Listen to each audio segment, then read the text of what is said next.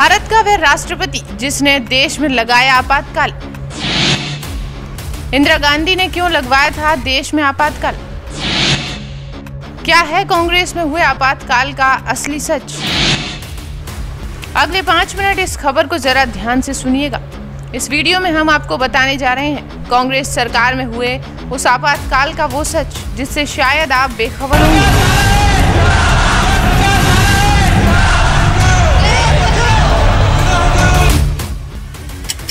25 जून 1975 ये वह दिन है जिसे भारतीय इतिहास में एक काला अध्याय के रूप में जाना जाता है।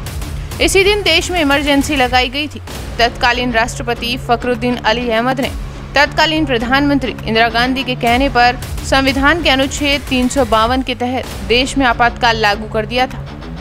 12 जून 1975 यही वह तारीख है जिसने देश में इमरजेंसी लगाने की बुनियाद रखी थी। दरअसल इसी दिन इलाहाबाद हाई कोर्ट ने इंदिरा गांधी को लोकसभा चुनाव में जीत दर्ज कराने के लिए गलत तौर तरीके अपनाने को दोषी पाया गया और उनका चुनाव रद्द कर दिया गया। भारत में इमरजेंसी 25 जून 1975 को लगाई गई, जो 21 मार्च 1977 यानी 21 महीने तक लागू रही। इसी दौरान चुनाव स्थगित भी हुए, लोगों के अधिकारों को समाप्त कर दिया गया। इंदिरा गांधी ने अपने राजनीतिक विरोधियों को जेल में बंद करवा दिया और प्रेस पर भी बैन लगा दिया था।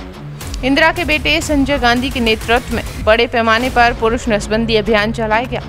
लोकनायक जयप्रकाश नारायण ने इसे भारतीय इतिहास की सबसे अधिक काली अवधि कहा था। इमरजेंसी के दौरान राष्ट्रीय स्वयंसेवक संघ यानी आरएसएस पर भी बैन लगा दिया गया।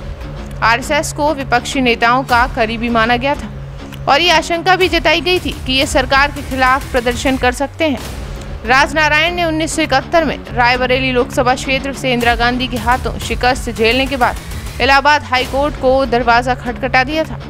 हालांकि इंदिरा गांधी ने हाई कोर्ट के फैसले के खिलाफ सुप्रीम कोर्ट में अपील दायर की थी। शीर्ष अदालत ने 24 जून 1975 को हाई कोर्ट के आदेश को तो बरकरार रखा, लेकिन उन्हें प्रधानमंत्री पद पर बने रहने की भी इजाजत दे दी थी। इमरजेंसी लागू करने के करीब 2 साल बाद इंदिरा गांधी ने अपने पक्ष में विरोध की लहर तेज होती देख लोकसभा को भंग कर नए सिरे से चुनाव कराने की सिफारिश कर दी। हालांकि ये फैसला उनकी पार्टी और उनके लिए घातक साबित हुआ। खुद इंदिरा को रायबरेली संसदीय क्षेत्र से हार का सामना करना पड़ा। जनता पार्टी पूर्ण बहुमत के साथ केंद्र की सत्ता में आई और मोरारजी देसाई देश के नए प्रधानमंत्री बने। वहीं संसद में कांग्रेस सदस्यों की संख्या 50 से घटकर 153 हो गई थी। भारतीय राजनीति का ये महत्वपूर्ण समय था क्योंकि 30 साल बाद देश में कोई गैर कांग्रेसी सरकार बनी थी।